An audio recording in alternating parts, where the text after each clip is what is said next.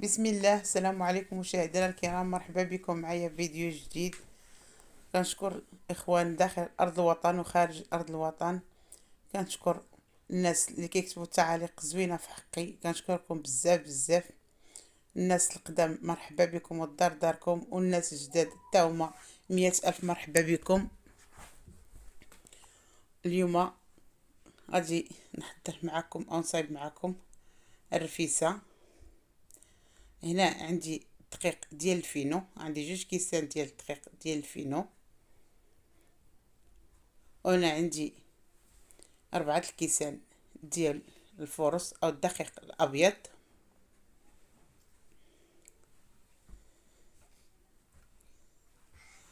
كنغربل هذاك الطحين،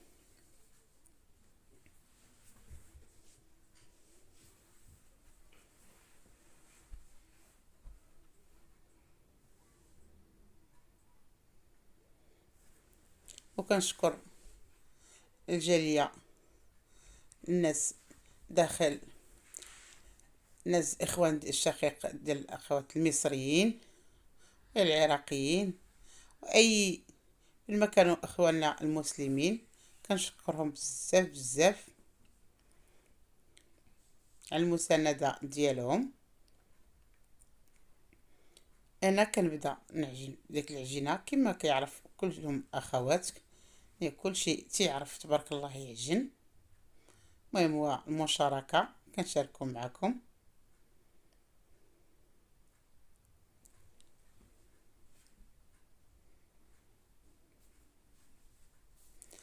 كنزيد الماء غير بالتدريج بشويه بشويه.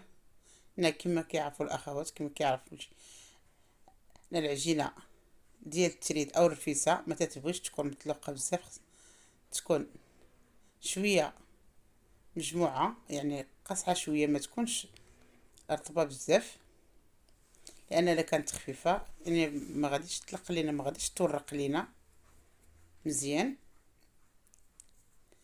وكنستمر في العجين، يعني خصني نعجن ديك العجينه مزيان. انا ما غاديش نقول لكم كندلكها مزيان، خصها العجينه ديال المسمن او التريد او الرفيسه، يعني خصها تعجن مزيان، خصها تدلك مزيان.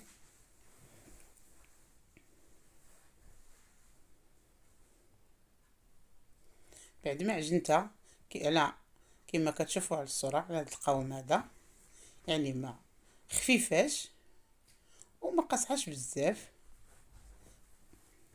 المهم ما كتلصقش في اليدين العجينه. غادي ندهنها شويه زيت ديال النباتيه،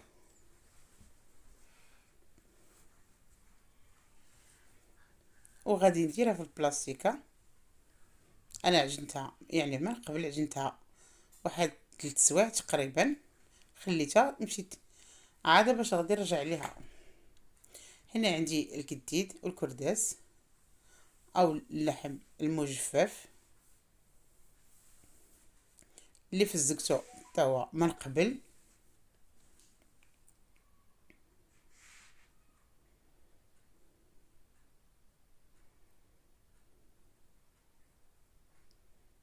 عندي واحد البصله كبيره،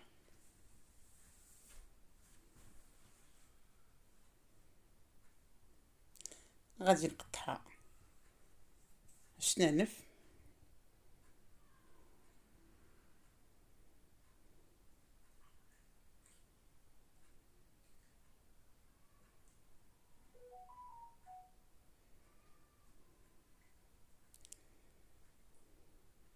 كنستمر حتى كنقطع ديك البصله.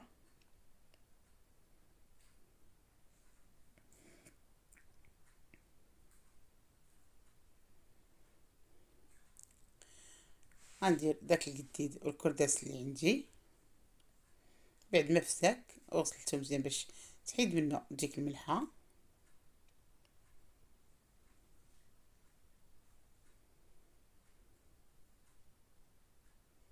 غنزيد عليه ديك البصله. عندي هنا مطيشه محكوكه،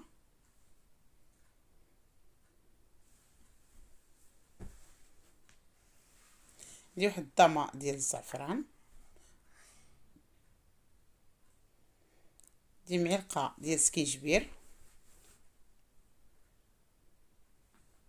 ملقه ديال الابزار، الملح او الملح القليل يعني شويه، لان عندنا داك القديد او اللحم مجفف يعني راه مالح كما كيعرف الاخوات يعني المالح. الملحه حسب الذوق دائما. انا غادي نزيد واحد 2 معلقات او 3 ديال الزيت الزيتون مع الزيت النباتيه، المزيج بيناتهم. ولكن ما غاديش نكثر الزيت لان داك اللحم والقديد يعني فيه دم او فيه الشحمه.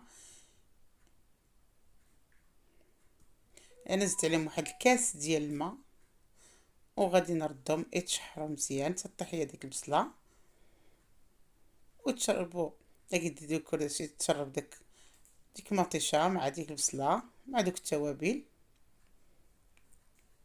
كطيح ديك البصيله كيتشحر مزيان كما كتشوفوا على الصوره. بعد ما تشحروا مزيان غادي نمرق، يعني غادي تمرق على حسب الكميه اللي كل واحد داير.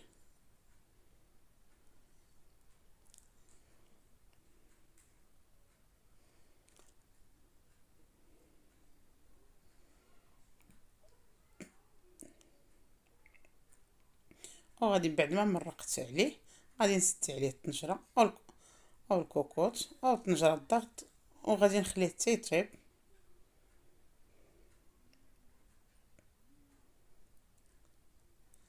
هنا من بعد ما طاب داك الكرداس وداك القديد كما كتشوفوا على الصوره تبارك الله طاب.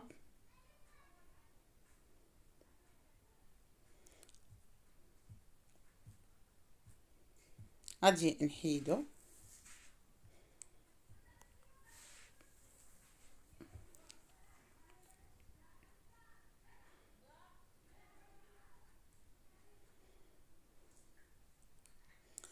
وسمحوا لنا وقبلوا علينا وقبلوا على اختكم.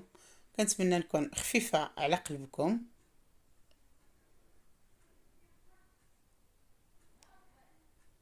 وجمجموا ولا تخمموا وكتبوا لنا التعليق الزوينه.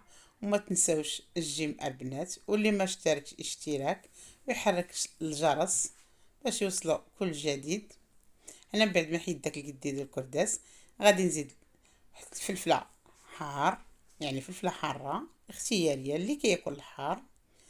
غنزيد عليه شويه ديال الفول مجفف او الفول يابس من بعد ما غسلته ونقيته. هنا عندي شويه الحلبه بلديه حتى هي من بعد ما غسلتها بطبيعه الحال ونقيتها. عندي العدس وعندي واحد الربيطه ديال القزبر ومعدنوس او الربيع.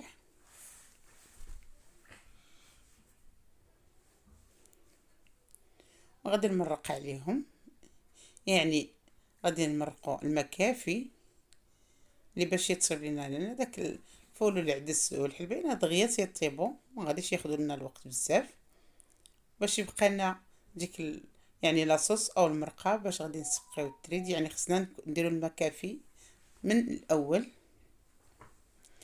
انا بعد ما رديت الطنجره كطيب غادي ندوز لديك العجينه اللي عجنت من قبل وخليتها. تبارك الله ديك العجينه يعني من بعد ما دلكتها او وخليتها يعني حتى زادت الكات جات تلقات.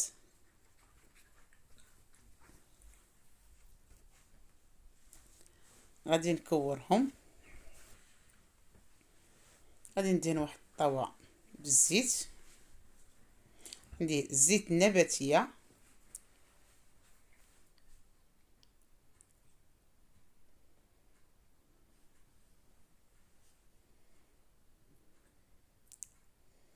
يعني راه تبارك الله كلشي تيعرف يترد، كلشي كيعرف يدير التريد.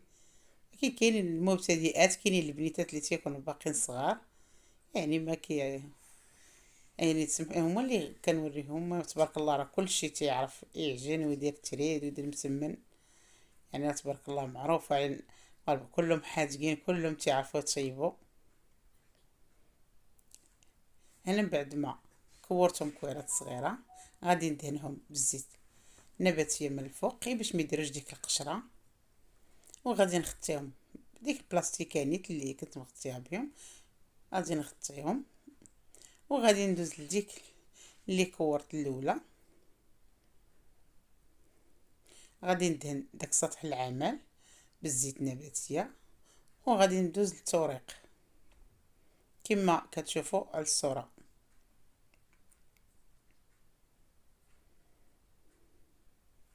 كاين ندهن يديا بشويه الزيت وانا كنجبد العجينه في نفس الوقت.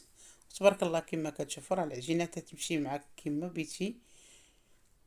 معجونه من قبل وخليتها في ديك البلاستيكه الثانيه كتزيد تعطيها الطوع، كتزيد تدلكها.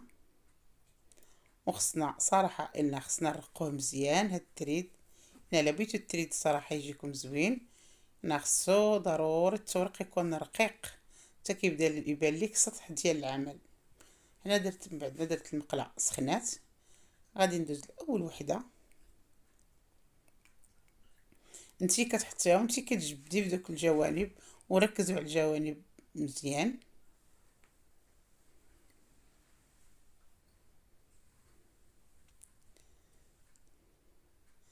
ومن بعد ما قلبتها ثاني على الجهه الاخرى، غادي ندوز للثانيه. غادي نسرحها او نورقها كما الاولى. كنبقى ندير انا وحده فوق وحده. بعد ما سخنات المقله انا المقله البوطه تكون مهيله، يعني ما ديرش البوطه مجهده، البوطه مهيله. كديروا وحده فوق وحده وكتقلبوا ديك المقله. صراحه كتجي زوينه، وكتجبدي في نفس الوقت كتحطيها وكتجبدي، ما تخافي منها ولا ما كتقطع ما والو. شوفوا تبارك الله صراحه كيجي رقيق، مرق ورقيق وطايب محمر. طريقه كتبقاي ديري وحده فوق وحده، منها كتسربي ومنها كيطيب كيبقى يطيب في نفس الوقت. تبارك الله تيجي رقيق كما كتشوفوا على الصوره.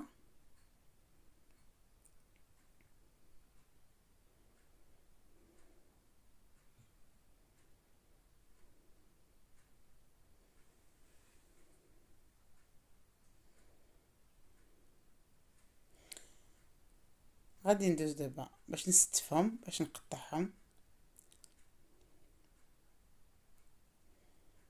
وكل واحد تقطع حسب المرغوب، كل واحد تيقطع كي تيبغي او كي تيرغب فيها كما تيعجبو تيقطعهم.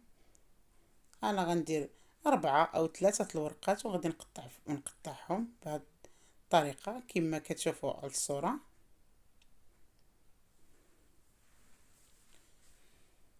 وكنستمر في التقطاع. انا من بعد ما قطعته كنهزو تنسوسو بهذه الطريقه باش كيتسحل. ان صراحه تبارك الله تيجي غزال هاد التريد ما شهيتكم فيه. غادي ندير الطبقه الاولى وغادي نسقيها بديك لاصوص بعد ما طابت كما كتشوفوا على الصوره. وكل واحد كيدير الطريقه ديالو.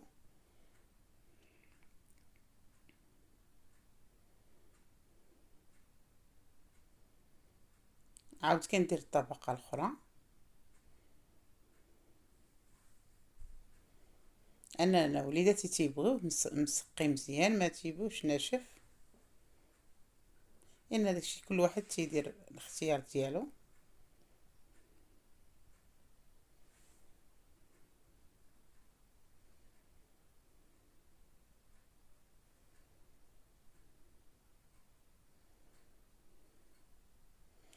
وغادي نستمر تنسقي داك التريد مزيان